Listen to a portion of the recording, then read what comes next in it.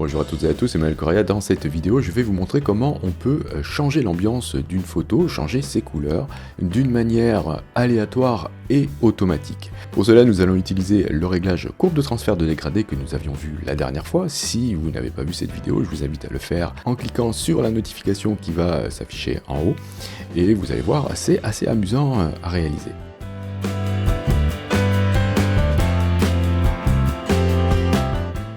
Bien, alors je vais partir avec cette photo, je mettrai bien sûr le lien de celle-ci dans la description, et je vais aller chercher le fameux réglage courbe de transfert de dégradé. Bien sûr, c'est un réglage, donc je vais l'utiliser en tant que calque, ce qui me permettra de revenir sur les réglages de celui-ci si j'ai besoin de faire une correction. Et là, je vais en faire pas mal. Je vais donc, depuis mon panneau calque, cliquer sur cette icône, d'accord, afin d'ouvrir la liste des réglages présents dans Photoshop, et ici vous avez courbe de transfert de dégradé. Alors je ne vais pas réexpliquer tout le fonctionnement de ce réglage, mais ici dans le panneau propriétés qui s'ouvre, s'il ne s'est pas ouvert, vous allez le chercher dans le menu fenêtre propriétés, vous avez les propriétés donc de ce réglage. Vous avez ici un dégradé par défaut qui va s'ouvrir, vous pourrez aller chercher dans cette liste là, et bien d'autres dégradés, ceux que vous avez déjà installés sur Photoshop. Et si vous avez une version récente de Photoshop, vous allez pouvoir trouver dans des répertoires d'autres types de dégradés. Donc vous pourrez vous amuser déjà à aller essayer des dégradés pour ce réglage. Vous allez voir que bon, ça fonctionne pas toujours, hein, parce que il faut que on respecte quand même les valeurs claires de l'image dans le dégradé, mais regardez déjà là, j'ai déjà une ambiance qui est apparue, qui peut être intéressante si on souhaite obtenir cet effet-là. Bon, le problème ici, c'est qu'évidemment, je remplace toutes mes couleurs. Alors comment je pourrais faire pour essayer de garder un petit peu les couleurs sous-jacentes de mon image d'origine? Eh bien, je peux m'amuser déjà avec l'opacité, hein, je ne suis pas obligé d'être toujours à 100%, je peux mettre par exemple 50%, donc déjà là, on retrouve un petit peu les couleurs d'origine de l'image, donc on peut voir avant, après, j'ai donné déjà une ambiance particulière à celle-ci grâce au réglage, mais je peux aussi m'amuser avec les modes de fusion que vous avez ici lorsque vous allez cliquer au niveau de normal, ici. Donc les modes de fusion vont vous permettre de fusionner les pixels entre eux, donc là, en mode normal, évidemment, il n'y a pas de modification, mis à part ici l'opacité, mais je vais aller chercher dans la liste, par exemple, des choses qui pourraient m'intéresser. Je peux mettre éclaircir, hein, vous voyez qu'ici, avec éclaircir, j'ai déjà obtenu un éclaircissement grâce à, ici, mon dégradé. Vous pourrez aller chercher incrustation ou lumière tamisée, ou lumière vive. Alors attention, ces réglages-là vont augmenter le contraste. Donc là, vous allez très souvent vous retrouver avec une image un petit peu plus sombre. D'accord? Donc déjà là, on a quand même un petit peu changé l'ambiance de notre image. Ou bien, si vous le souhaitez, vous pouvez aller tout simplement changer la couleur. D'accord? Et grâce à l'opacité ici que j'ai mis à 50%, eh bien, j'ai juste changé à hauteur de 50%, donc les valeurs de ces couleurs-là, en fonction de mon dégradé. Mais là où ça devient intéressant, c'est comment on pourrait déterminer un dégradé aléatoire afin de faire plein d'essais différents. Et bien pour cela, je vais cliquer ici sur mon dégradé, d'accord, et je vais aller choisir ici non pas un type de dégradé uniforme, mais bruit. Là, Photoshop va me proposer un dégradé avec plein de couleurs et des cassures. Alors, le problème de ces cassures-là, c'est que vous allez avoir des zones de transition qui sont très proches les unes des autres, donc ça va se voir. Donc, l'idéal, c'est d'avoir une cassure qui n'est pas à 50%, mais entre 20 et 0, en fait, vous allez avoir beaucoup moins de zones visibles dans le changement de couleur. Donc ici, je vais mettre une cassure à 10%, et vous voyez que j'ai cette ambiance qui est apparue grâce à ce dégradé. Ce qui est intéressant, c'est ici le bouton aléatoire. Lorsque je vais cliquer sur ce bouton, eh bien Photoshop va me proposer des dégradés d'une manière aléatoire en fonction d'une plage, d'une zone de tolérance indiquée ici par les curseurs RVB. D'accord? Là, par défaut, j'ai le modèle de couleur RVB, je vous montrerai les autres tout à l'heure, et je vais pouvoir définir ici la zone de recherche pour ces couleurs aléatoires.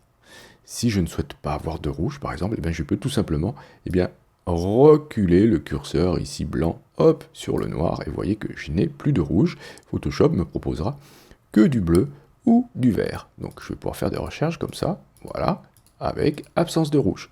Je vais remettre les rouges pour vous montrer que si je souhaite avoir que des couleurs claires, eh bien je peux déplacer tous les curseurs noirs ici dans cette zone-là, à peu près, ok, et je vais avoir comme cela que des couleurs claires, mais cette fois-ci, voilà, avec les 3 couleurs. D'accord? Bien, je vais tout remettre par défaut, et je vais vous montrer qu'on a d'autres modèles de couleurs qui sont peut-être un peu plus faciles à comprendre, notamment ici TSL. TSL, c'est pour teinte, saturation, luminosité. La teinte, vous l'avez ici, hein, par défaut, vous avez les 2 curseurs qui sont bien étalés à droite et à gauche, ce qui vous permet de faire des recherches sur l'ensemble du spectre ici de couleurs, et vous avez la saturation et la luminosité en dessous. C'est-à-dire que lorsque je vais cliquer sur aléatoire, eh bien, j'aurai l'ensemble des possibilités qui me sont offertes grâce à ces réglages. Et si je souhaite avoir que des couleurs saturées, eh bien, tout simplement, je peux déplacer ce curseur-là et dire, moi, je veux que des couleurs saturées et non pas des couleurs qui ne le sont pas. Ce sera la même chose pour la luminosité. Si par exemple je me suis mis en mode de fusion, superposition, je risque d'avoir toujours un résultat plus clair. Alors ce que je peux faire, c'est définir une luminosité plutôt faible en déplaçant le curseur blanc ici vers la gauche, et puis du coup Photoshop me proposera que des couleurs sombres. Alors là, du coup ça change pas grand chose parce que je suis en mode ici couleur, hein, d'accord, donc les couleurs sombres ne changent pas grand chose. Donc vous aurez compris que vous avez pas mal de leviers pour pouvoir faire des tests. Ici, la recherche des couleurs et ce bouton aléatoire qui va vous permettre de faire des recherches d'ambiance, d'accord? Et les modes de fusion, ici.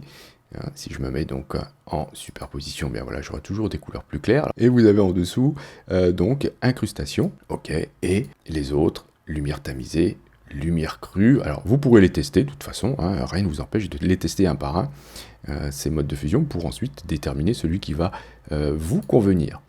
Une autre chose intéressante, c'est de dire par exemple, est-ce qu'on ne pourrait pas épargner les valeurs sombres ou les valeurs claires? Eh bien c'est tout à fait possible en faisant une comparaison sur le gris, c'est-à-dire qu'on va aller dire que, eh bien, par exemple, les valeurs claires ne sont pas touchées par un réglage. Alors comment on fait ça?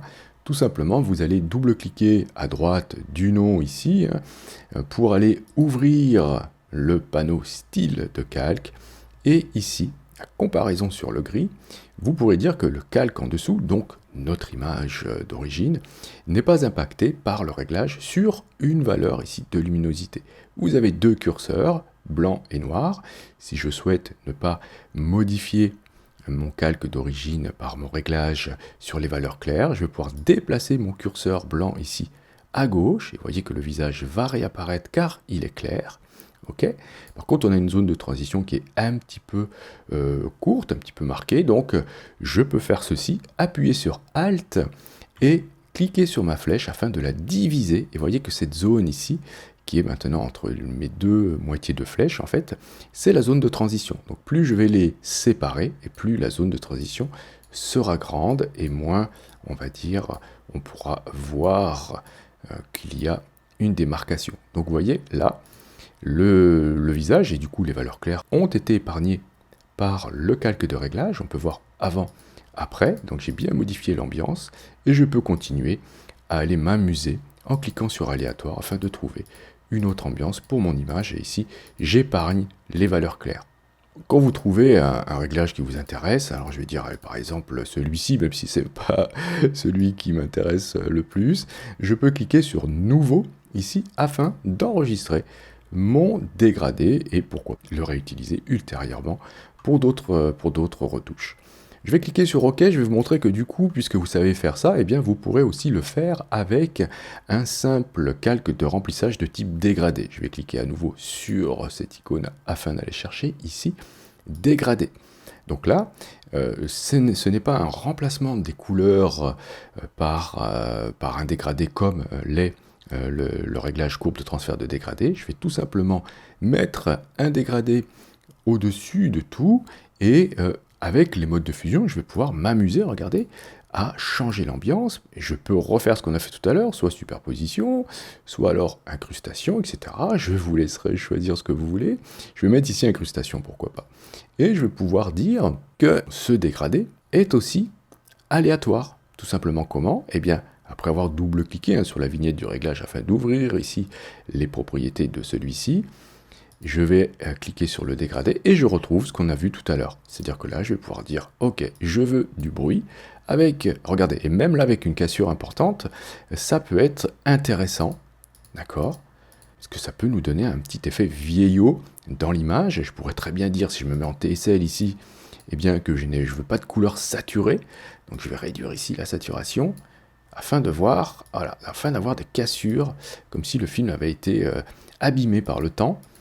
Voilà, donc on peut faire des choses très sympas, comme ceci. Ok, et je pourrais aussi réduire la cassure et faire comme on a fait tout à l'heure, avoir quelque chose qui se voit un petit peu moins. D'accord, et ensuite changer, comme on a vu tout à l'heure, le mode de fusion afin de trouver quelque chose qui nous conviendrait un petit peu mieux. Donc voilà, par exemple ceci. Je peux aussi, ce qui est intéressant, c'est changer le style. Ici, je suis en linéaire, mais pourquoi ne pas me mettre en radial, par exemple, inverser mon dégradé. Vous voyez que là, j'ai une ambiance complètement différente et je peux déplacer mon dégradé.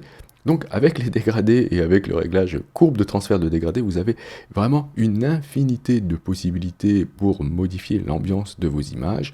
Et n'oubliez pas aussi les modes de fusion, essayez-les, essayez de comprendre comment ils fonctionnent. Et j'essaierai de faire un jour plusieurs vidéos sur l'explication de tous ces modes de fusion.